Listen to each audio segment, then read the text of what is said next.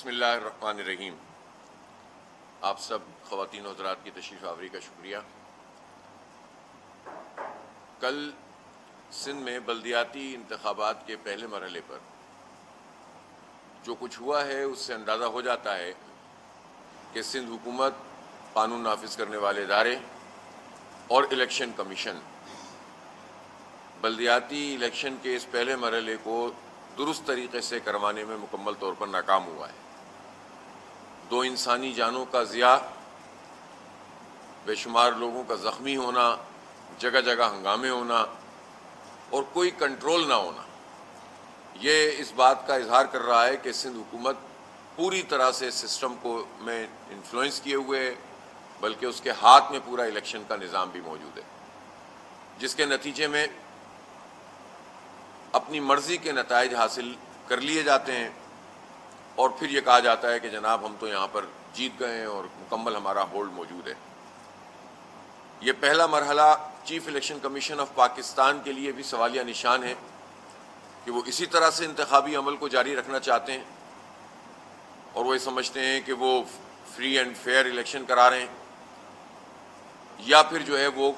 کچھ کرنے کے لیے تیار ہیں۔ عملی صورتحال یہ ہے کہ 24 جولائی کو دوسرا مرحلہ کراچی حیدرآباد ڈویژن میں ہوگا۔ نامینیشنز فائنل ہو چکی ہیں، بالکل آخری مراحل میں اب ٹکٹ کی تقسیم کا عمل جاری ہے،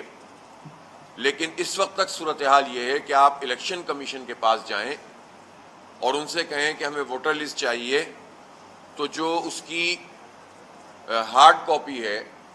وہ بھی ہر جگہ فراہم نہیں کی جا رہی۔ دوسری بات یہ ہے کہ جو سافٹ کاپی جو قانون میں موجود ہے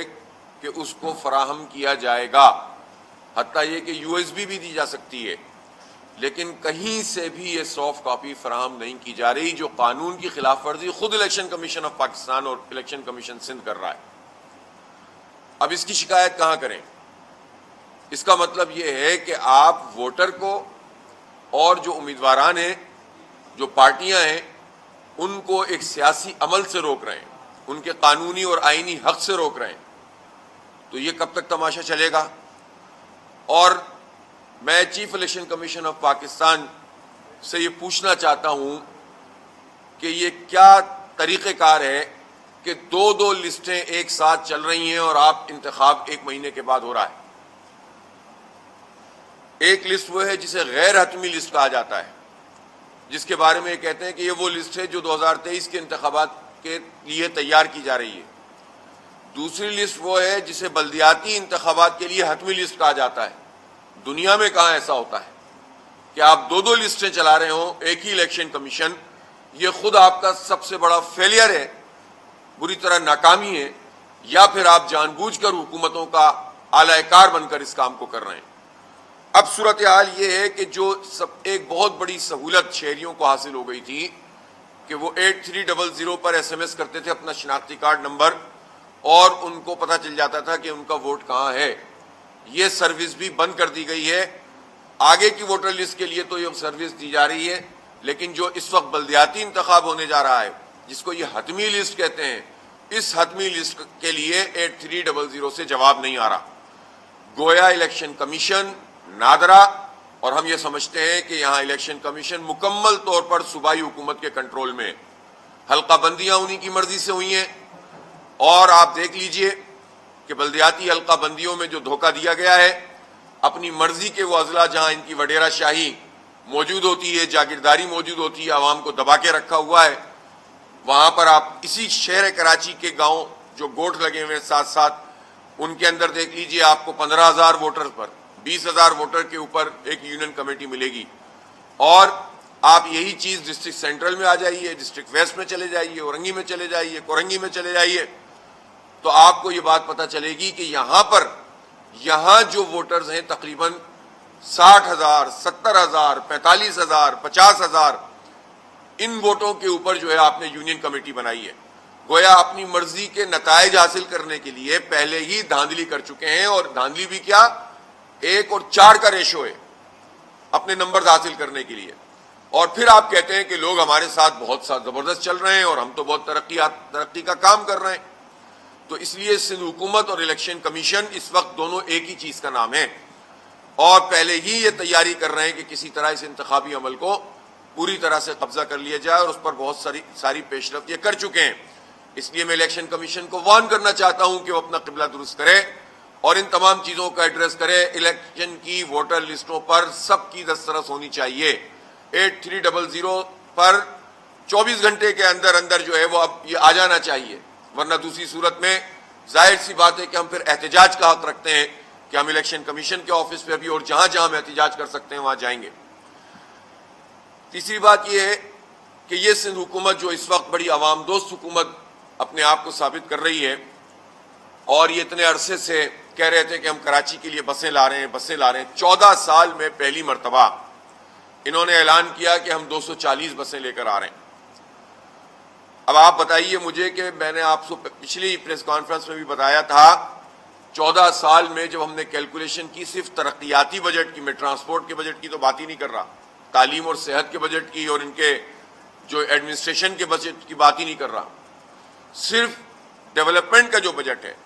اس ڈیولپمنٹ کے بجٹ میں اگر جس وقت انہوں نے بجٹ پیش کیا اس وقت کی ڈالر ویلیو لے لیں تو اس وقت 23.49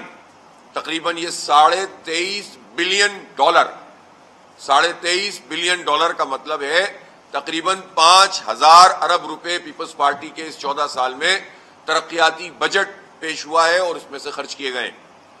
آپ مجھے بتائیے 5,000 ارب روپے کراچی میں ان 14 سال میں کوئی ایک پروجیکٹ بتا دے پیپلز پارٹی جو اس نے کراچی کے لیے کیا ہو، حیدرآباد کے لیے کیا ہو۔ میں کہتا ہوں لاڑکانہ کے جو 94 ارب اور 110 ارب روپے یہ بتاتے ہیں وہ گنوا دیں کہاں ہیں، جیکب آباد میں کچھ بتا دیں کیا کیا ہے، کچھ سڑکوں پہ بتا دیں کتنا خرچ کیا ہے۔ مین سڑکیں نیشنل ہائی وے اتھارٹی بناتی ہے، آپ جو اندر کی سڑکیں بنا رہے ہیں اس پہ کتنا خرچ کر رہے ہیں، کیا کیا ہے آپ نے؟ پانی کا منصوبہ 14 سال میں آپ نے نہیں بنایا، کراچی کو ایک بوند پانی کا اضافہ نہیں ہوا، اور آپ کی پارٹنر ہمیشہ MQM رہی اس کام میں، اس لیے آپ کو کوئی تکلیف ہی نہیں تھی۔ میڈیا کو یرغمال بنایا ہوا تھا، آواز اٹھتی نہیں تھی، دونوں مل کر کھاتے تھے اور دوبارہ سے شریک ہو گئے۔ اب پھر MQM ایک مرتبہ پھر ریٹ بڑھانے کے لیے کہہ رہی ہے کہ ہم نکل سکتے ہیں، تو یہ تو ہر اہم موقع پر چوک پہ بیٹھ جائیں گے، اپنے ریٹ بڑھوائیں گے، عوام کو بیچیں گے۔ اور لیکن میرا خیال ہے زرداری صاحب ان کو ابھی فی الحال دوبارہ نہیں بکنے دیں گے، ان کی مزید کوئی بولی لگ جائے گی، کوئی مزید ان کو برات مل جائیں گی۔ اور یہ پیپلز پارٹی اور MQM نے سندھ کے پورے شہری اور دیہی عوام کا بیڑا غرق کر کے رکھا ہوا ہے۔ آج ہمیں یہ پتہ چلا، جو وضاحت انہوں نے کی کہ جو 240 بسیں کراچی کے لیے آئی ہیں، یہ 240 کراچی کے لیے نہیں ہے، پورے سندھ کے لیے ہیں، اور کراچی کے لیے تو صرف 130 بسیں ہیں، تو 130 بسوں کے بھی 7 روٹ پہ چلائیں گے۔ یہ بالکل ایسا ہی ہے جیسے مفتاح اسماعیل صاحب نے 40,000 سے کم آمدنی کو 2,000 روپے کی خطیر رقم سے نوازا ہے، جس سے خاندان کے تمام کام انجام دے سکتے ہیں۔ یعنی وہ شہر کراچی جس کو کم از کم اس وقت 8 سے 10,000 بسوں کی ضرورت ہے، اس کو یہ 130 بسیں 14 سال میں دے کر، آج آپ دیکھیے گا ان کی جو ہے نا وہ میڈیا کے اوپر ان کی باتیں سنیے گا جو ابھی افتتاح کرنے جا رہے ہیں، کہ جیسے یہ فتح کر رہے ہیں بالکل، اور عوام کو تمام ریلیف فراہم کر دیا۔ بھائی آپ ایک اورنج ٹرین بنانے میں آپ نے 6 سال لگا دیے، 1.5 کلومیٹر 2 کلومیٹر کا فاصلہ ہے، وہ 3.8 میں سے آدھا تو بنارس ہے، بنارس کا پل ہے، وہ آپ نہیں کر سکے۔ آپ گرین لائن میں پہلے طے ہوا تھا کہ یہ بسیں لائیں گے، نہیں لائے،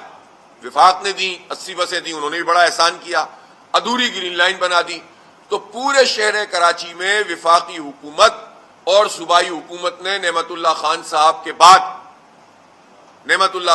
کے دور نظامت کے بعد 17 سال میں مل کر 80 اور جمع یہ جو کہہ رہے ہیں 130 پتہ نہیں کتنی ہوں گی اس میں سے بھی 210 بسیں دی ہیں، اور آپ اندازہ لگا سکتے ہیں 10 کروڑ روپے کی بھی ایک بس لگا لیں تو انہوں نے کیا دیا ہے کراچی، کیا دیا ہے انہوں نے؟ 5,000 ارب روپے کے صوبائی ترقیاتی بجٹ میں سے اگر چند ارب روپے 2-3 ارب روپے کی یہ بسیں انہوں نے دے دی ہیں، تو یہ ہم پر احسان کریں گے؟ آج بلاول بھٹو صاحب افتتاح کریں گے اور کہیں گے کہ ہم نے کراچی کے عوام کے ٹرانسپورٹ کے مسئلے کو حل کر دیا۔ ایک ایک پائی کا حساب دینا پڑے گا، ان کو بتانا پڑے گا کہ یہ جو ہے یہ کراچی کے ساتھ یہ زیادتی کیوں کی جا رہی ہے۔ اس لیے جو بسیں آ جائیں وہ ہمارا حق ہے، ہم ٹیکس دیتے ہیں، ہم پر احسان نہیں کرو۔ 98% بجٹ کراچی جو ہے چلاتا ہے صوبے کا، آپ کی عیاشیاں ہمارے ٹیکسوں کے پیسوں سے ہیں. آپ اپنے پروٹوکول کو دیکھیے, آپ اپنے پیٹرول جو آپ کو ملتا ہے اس کو دیکھیے, آپ اپنے خاندانوں کو جو موبائل سروسز فراہم کی گئی ہیں اور جو گاڑیاں فراہم کی گئی ہیں ہزاروں لاکھوں کی تعداد میں لوٹ کے کھا رہے ہیں آپ, یہ ہمارے ٹیکسوں کے پیسوں سے ہے, اور اس میں سے آپ 130 بسیں دے کر ہم پر احسان جتا رہے ہیں. یہ شرم کرنی چاہیے صوبائی حکومت کو کہ یہ ہمارے ساتھ کیا سلوک ہو رہا ہے. ہمیں ماس ٹرانزٹ پروگرام چاہیے, ہمیں ہمارا حق چاہیے. ہمارے بچوں کی اور ہماری خواتین کی قسمت میں یہ دھکے نہیں ہیں, اور یہ آپ پینٹ دے کر جو ہے احسان کر رہے ہیں, اونٹ کے منہ میں زیرہ ڈال رہے ہیں اور ہم پر احسان جتا رہے ہیں. یہ کسی صورت قابل قبول نہیں. ہمیں ہمارا حق چاہیے. ہمیں پورا ماس ٹرانزٹ سسٹم اور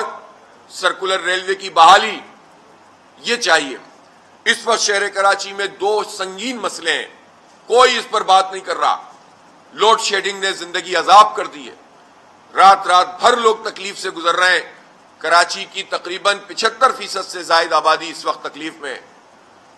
آدھی آبادی ایسی ہے جس میں 7 گھنٹے 6 گھنٹے 8 گھنٹے کی لوڈ شیڈنگ ہو رہی ہے,